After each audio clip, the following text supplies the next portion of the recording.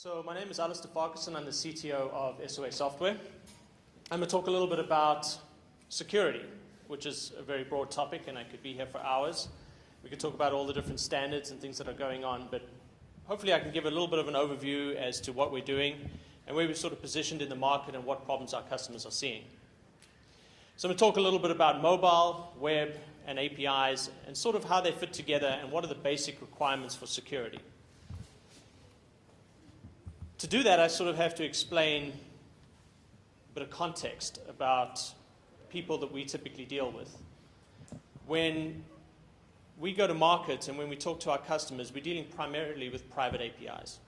We don't deal with public APIs. Most of our customers are exposing APIs for B2B use, or they're exposing APIs to enable a bring-your-own-device business-to-employee kind of initiative.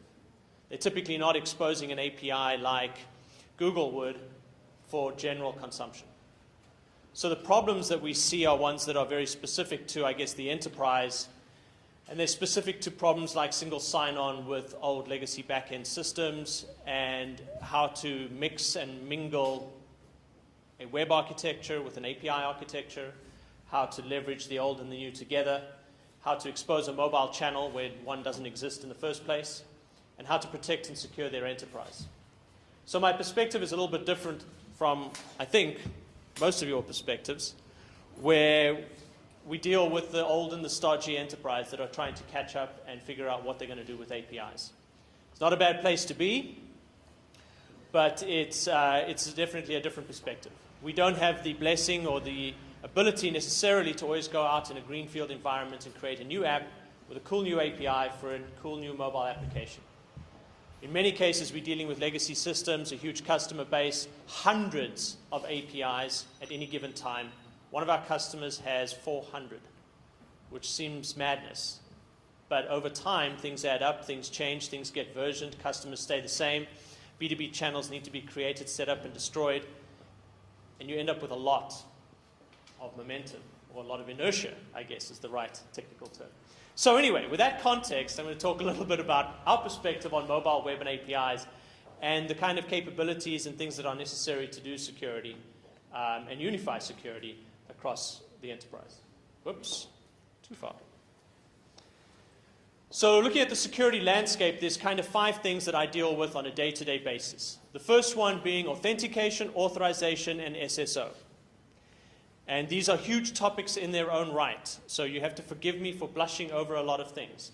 I'm going to mention OAuth in one slide instead of all 20 slides. So there's a number of different concepts we're going to touch on here, and you can definitely come and talk to us afterwards as to how we deal with OAuth and specifically what OAuth does and what people are using it for and how it works and what our capabilities are. I'm not going to delve into that too far. I'm going to try and create or try and paint a broader picture of the security landscape and the basic requirements. So when people are trying to launch an API for the first time, they have to think about how they're going to do authentication. And authentication is often complicated by the fact that they might have an existing web application, they might have existing SSO infrastructure. They're trying to figure out, is OAuth doing authentication? Some people use OAuth for authentication. Or should I use OpenID? Or should I use SAML? What should I use? There's a lot of outstanding questions and a lot of confusion about all the different standards and accepted best practices that come and go on a daily basis. Up until a few months ago, SAML was all the buzz. Now it's OpenID Connect. And frankly, a lot of people don't really understand what these things are, what they're supposed to be used for. So it's really, really interesting to talk about these things and talk about what customers are doing.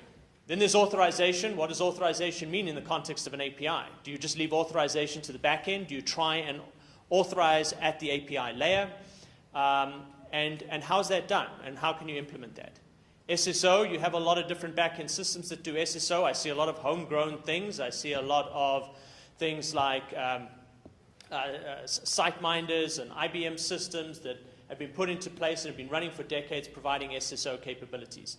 I also see new things like OpenID Connect and how do I bridge between SAML and OpenID, and there's a very, very broad and confusing landscape for customers today. Then there's licensing. Once you've authenticated the user, you have to figure out how you're going to get money from them. So how does authentication and authorization ultimately affect how you license or monetize your API? And for you guys out there, this might have very practical considerations. If you do have the luxury of a greenfield environment and you can put out an API and you're unencumbered by a lot of things, you might be thinking about how you're going to make money from an API. Can you sell it on a per-use basis, or can you tier different qualities of service to make money from an API? You might even have the very enviable luxury of being able to build an API without any UI at all and have people consume value directly and monetize that API directly. That would be a dream. Anyway, then there's things like quota management, and these affect security and licensing. So how can I actually throttle, or how can I create different tiers of service, a free, a moderately expensive, and a very expensive different tier of service for which you pay nothing and an incredible amount of money depending on how much quota or service level you receive from the organization. Then there's protection. There's a lot of horrible things that people can do to your API once you stick it out there. They can do a distributed denial of service attack. They can put some JavaScript in it that does weird and wonderful things to your backend, or maybe some SQL if you have a SQL backend. There's a lot of things that you can do with an API to protect it. And companies are grappling with that and figuring out how they're going to provide protection for their API endpoints. I speak to people who don't have a DMZ. They're trying to expose an API, but they don't have a DMZ. And I said, well, you can put an appliance in your DMZ. And they're like, well, I don't have a DMZ. And I'm like, okay, well, I can give you a software as a service, and we can VPN in. And then they ask me if I'm PCI compliant. And it's a very, very interesting environment out there that you have to deal with. So protection. And then ultimately, what's the role of policy? There's an ultimate temptation to build all of these capabilities into a system or hard code them into an API endpoint as opposed to abstracting them somehow through a declarative policy-based mechanism. So as we go through this, I'll talk about what the role of policy is and how it can actually help you focus on the business value of an API rather than continue to try and change and keep up with the varying standards that exist in the world today. So let's start with authentication, authorization, and SSO. I don't think anyone would dispute the fact that there is a very confusing array of standards. There's OAuth 1.0, 2.0. The lead guy walked out of the OAuth 2.0 specification. Everyone's wondering what the heck that's all about. We have SAML. We have OpenID. We have OpenID Connect. Everyone says SAML's dead. Now OpenID Connect is the next thing to come along. There's SCIM, which is a very, very cool identity system, an identity API. And people wonder what they're supposed to be using for the various systems that they're owning and operating. So if they're trying to implement SSO for their web service, should they be using SAML? Should they be using cookies? If they're trying to do authentication on their API, should they use something simple like an HMAC header, or should they go for something like OAuth? What are the pros and what are the cons for these various things? And then there's a variety of application types. There's desktop, there's mobile, there's web. And people are trying to figure out which of these standards here correspond with which of these different application types. And what if I have more than one? What if I have a web application that has some APIs in it? Do I use OAuth and cookies? Do I use SAML? I don't know. So there's a lot of confusion about what standard and what protocols to use inside an environment. And then there is Enterprise SSO and its set of legacy systems. You've got LDAP and Active Directory on the back end. You might have Kerberos. You might have existing identity and access management systems that control and manage SSO and issue all sorts of pseudo standards around cookie mechanisms and signing mechanisms to actually facilitate SSO. So it's a fairly broad landscape. I'm not going to lie to you. And sometimes it can be quite confusing, and sometimes you might compromise. So if you have an existing back-end SSO system, it might have a SAML issuer that you can leverage. And that SAML issuer, you might be able to leverage within an SSO context to go and get an OAuth token. And then you might be able to use that OAuth token to do API calls. So when you're faced with a problem, which is ultimately an integration problem, you often have to mix and match these standards depending on the application types and the back-end systems that might exist in the environment. And I'm going to actually walk through a particular use case that we see fairly often in the environment today. So let's look at some of the different use cases we see. We see companies, enterprises, trying to figure out how they can support public personas. So they need to be able to allow people to log into their applications using their Google credentials, their Facebook credentials, their Yahoo credentials. So they have to support and interact with OAuth providers, OpenID providers out there. And we see a lot of that from the enterprise market today. They are also migrating their web applications, not wholesale, parts of their web applications, and exposing APIs on the back end. So as they move, and this might seem old hat to you, but as they move traditional struts-based J2E style applications to something that's more client-side MVC model using jQuery, they end up with this mixed model where they have a mechanism that is using APIs and API authentication mechanisms combined with traditional session-based web tokens like cookies. And there's a gray area in the middle there as to how exactly or what exactly do you put into your cookie so that you can actually facilitate an OAuth exchange and the getting of an OAuth token and the refreshing of an OAuth token to make your API calls. You could ultimately say my APIs should just accept cookies, but then those APIs are not realistically reusable by anything other than your web application. So there's a lot of companies trying to figure out how they're going to actually provide APIs in the context of their web applications and outside of their web application and what mechanisms they should use. Then they're trying to create new digital channels with their APIs. So they might be taking the same APIs that back up their web applications and expose those to the outside world. And then there's a problem of authentication and authorization. So they might be using OAuth, and they might now combine, or they might now leverage SAML with OAuth or OpenID with OAuth for authentication. And then they're also looking at extending or modernizing the typical SSO infrastructure that they might have. So they might be looking at OpenID Connect, or they might still be stuck in the long-lost world of 3 weeks ago when SAML was the de facto standard for enterprise SSO. So there's a lot of different use cases that combine these different standards. And I think the important thing here is, as a group of developers, whether you have the luxury of a greenfield environment or whether you're working in an enterprise like this, you want to decouple yourself from this as much as possible. If you continue to play catch-up with the latest standards and the latest mechanisms, I think Google is probably on their third security protocol mechanism that they're now supporting for their APIs. I might be wrong. But they've been through iterations. And they're relatively short iterations, and the iterations are becoming short-term. So what you want to do is you want to focus on building your API in such a way that you don't have to worry about this stuff. You want to externalize this. You want to take these non-functional requirements and put them in a product like ours and focus on building an API and bringing that to market. So let me just talk through combining SAML and OAuth just to give you some context. I don't know how familiar you are with the space, but let's imagine you have a mobile application and you have a back-end API that mobile app is using.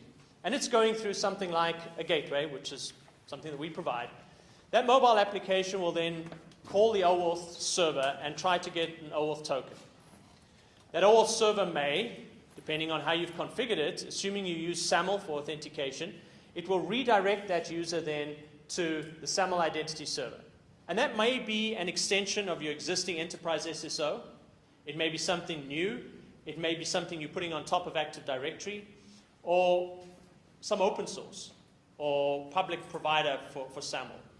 But the fact of the matter is that this is something that an enterprise can typically provide on top of existing enterprise SSO. So that server will then proceed to log the user in. And there's a number of different ways that you can log the user in, and we see a variety of them. We see built-in tokens, we see certificates, we see biometrics, we see usernames and passwords, and there's a variety of different mechanisms that this thing can then use to issue the SAML token. Once that user is then logged in, redirect them again back to the OAuth server, which then verifies that SAML token. So these are ultimately separate systems, but the OAuth server, its responsibility is to take that SAML token, that SAML bearer token, verify that token, and issue an OAuth token back to the mobile application. So that OAuth token comes back to the mobile application, and then that mobile application makes the call ultimately to the back-end APIs. There's a number of things I've left out of this diagram, like how does a mobile application open up a web browser to allow you to log into the SAML identity server, but that's something that I think you can pretty much Google for yourself. But then the mobile application will make a call through a gateway. It might make a call directly to the backend APIs, but then this component, this part of the transaction, is then responsibility of the API itself. And I'm trying to point out how a gateway can abstract you as an API developer from this mess that's going on out here. So what happens is the mobile app makes the call through the gateway to the backend APIs. The gateway then validates that OAuth token and does fine-grained authorization. And I'll talk about this in a second, but essentially the gateway is capable of determining what grants, what scopes you need, OAuth scopes, grant types, OAuth scopes you need, and how those map to the different API parameters within an API call. So you can even do fine-grained authorization within a gateway like this to actually alleviate you from even a lot of the authorization decisions. There may still be stuff that you have to do in your back-end app around authorization, but you can control access to various parts of the API by mapping the OAuth scopes to the various API calls or the different paths and resources within the API. Once the gateway is given it the go-ahead, it's going to call the back-end API, probably going to pass the OAuth token and maybe some information about the user in that token back to the app, back to the back-end API so it can make further decisions. So as an API developer, especially if you're within an enterprise, you want to basically try and outsource or alleviate yourself of the headache of providing this, this, and this within the environment.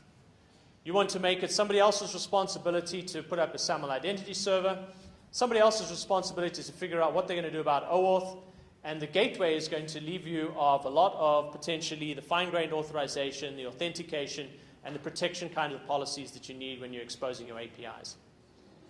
So as a developer, please tell your manager that you want to focus on API development and none of the other stuff. So once the call has been authenticated, you then need to figure out a monetization model. I know they don't quite align very well, but you want to, when an API call comes into the system, you may or may not want to figure out what license and what tier of service that particular API call will get. So this is all around enabling a particular business model for your APIs. How are you going to, at the end of the day, monetize that API? And we have customers that have one gigantic API, which they then slice and dice based on resource to different customers. So this customer can see the trucks, this customer can see the people, this customer can see, I don't know, the farmlands, or whatever they might be. And the way that we map the OAuth scopes and the licenses to various operations or resources within the API gives you that fine-grained authorization. And those licenses, again, also map to different levels of service. So you can say that for this particular customer who's accepted my gold level license, they have access to the following 5 resources within my API, and they are subject to 10 transactions per second maximum, or 30,000 transactions per second or per month.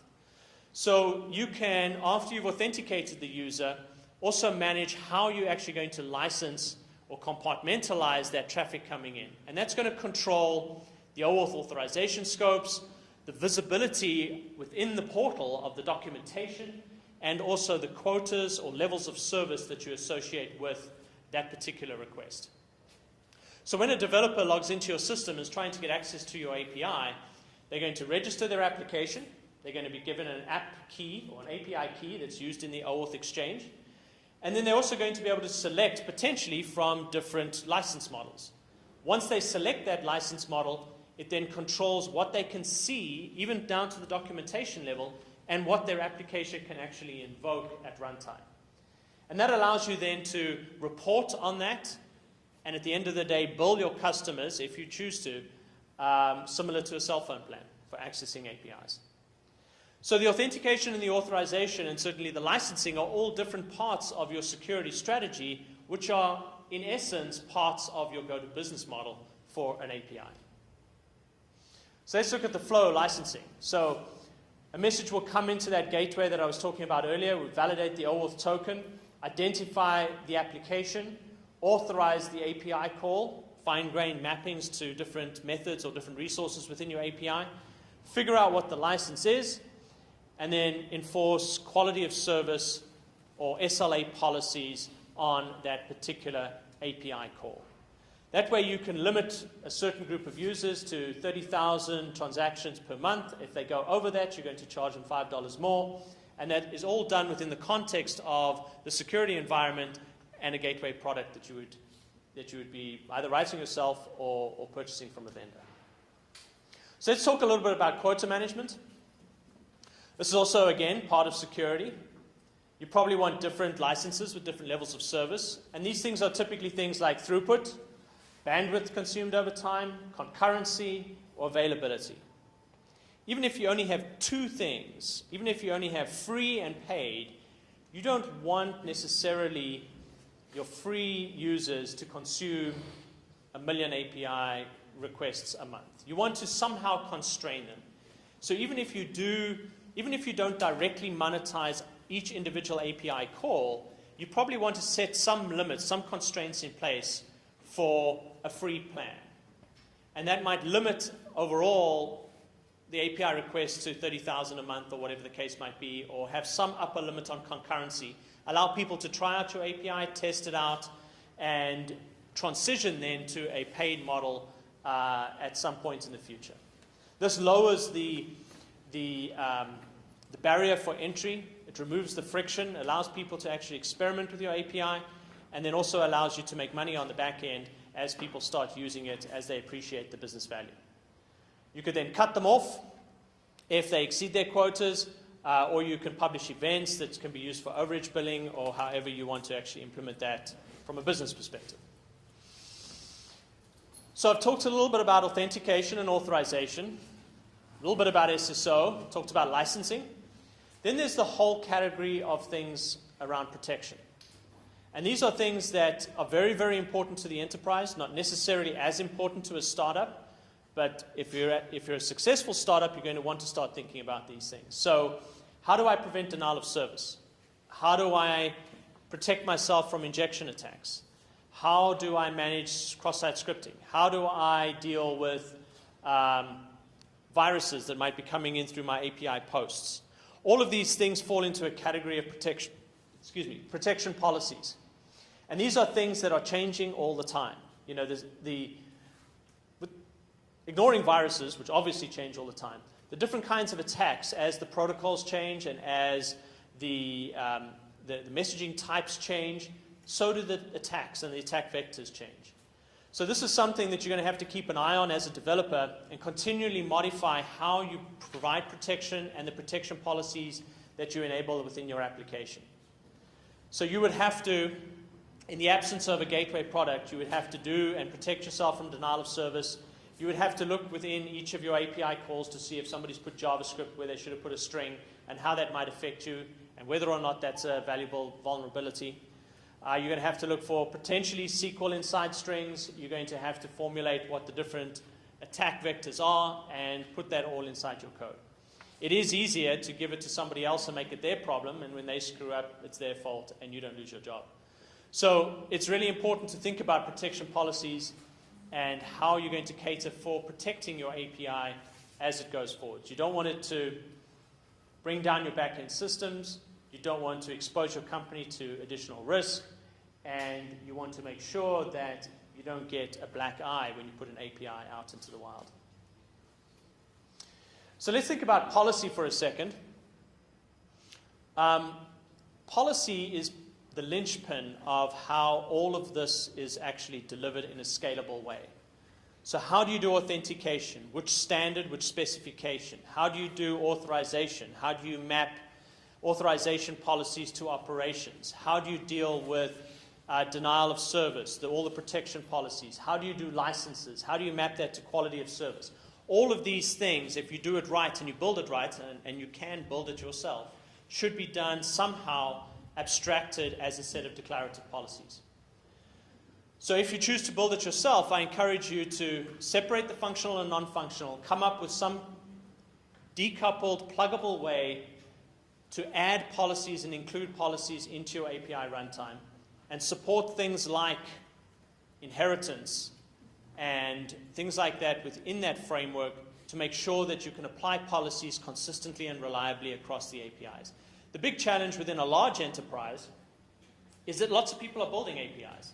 And if, as an architect, you want to say, well, we need a certain set of protection policies, and we need a common enterprise authorization and authentication set of standards, it's very, very difficult to do that when you're dealing with 12 different development teams, perhaps around the world. That's when it makes sense to abstract that, even if, again, you're building it yourself, abstract that into something like a gateway that everyone's traffic has to route through. It's much, much easier to force people to route their traffic a particular way through the network than it is to force them to build their applications or APIs in a particular way. The one is a paperwork exercise, and the other one is something that you can actually really do in a concrete way. So the other thing that policy does is if you do it intelligently, you can actually mediate between different things. And that gives you some flexibility. So let's look at a classic example is that you have, internally you have a web service, an XML SOAP-based web service.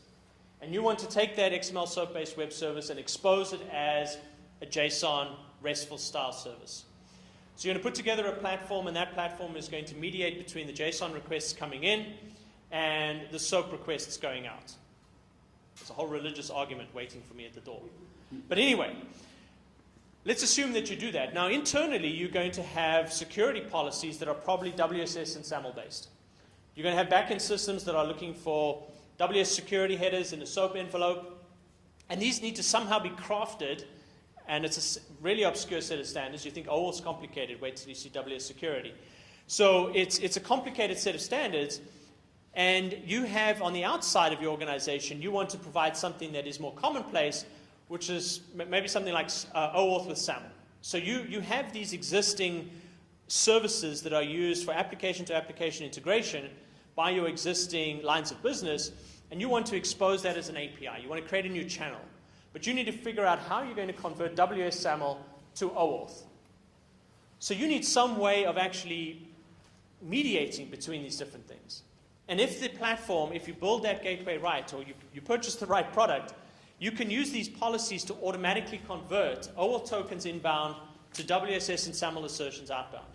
Because you have a policy-based way of declaring what your requirements are internally and what your intention is externally. You want to enforce OAuth with SAML 2 when it's exposed to the internet, but everything within your firewall needs to be WSS and SAML. And if you create your policy-based system correctly, you can apply two different policies, one internal and one external. They automatically get inherited by internal services and external APIs, and the system automatically will convert and manage the OAuth dance with the exchange of SAML and convert that ultimately to WS security header, leveraging the SAML token. So that's just an example of the sorts of mediations that policy can do within a system if you design it right. All right. So needless to say, we do have an API platform, and you're welcome to come and talk to us about it, but we have capabilities that cover lifecycle management, service integration, particularly gateway services that I've just spoken about. So we have an OAuth server, we have a SAML token server, we can issue SAML tokens, we can exchange them for OAuth tokens. We can create a very comprehensive security infrastructure for your enterprise. And then exposing all of those capabilities and all those APIs through a developer portal and layering a set of analytics on top of that to basically create a fully functional API marketplace that's integrated with a set of gateway services and back-end integration services within your organization. The whole goal here is to make it easy to take those SOAP services that you have internally and expose them as APIs to the outside world with protocols and standards and things that are supported and well understood by the community. And this is available as a service or on-premise or in a hybrid model. And thank you. My name is Alistair Farquharson. I'm the CTO of SOA Software. And, well, you can reach me then. Thank you.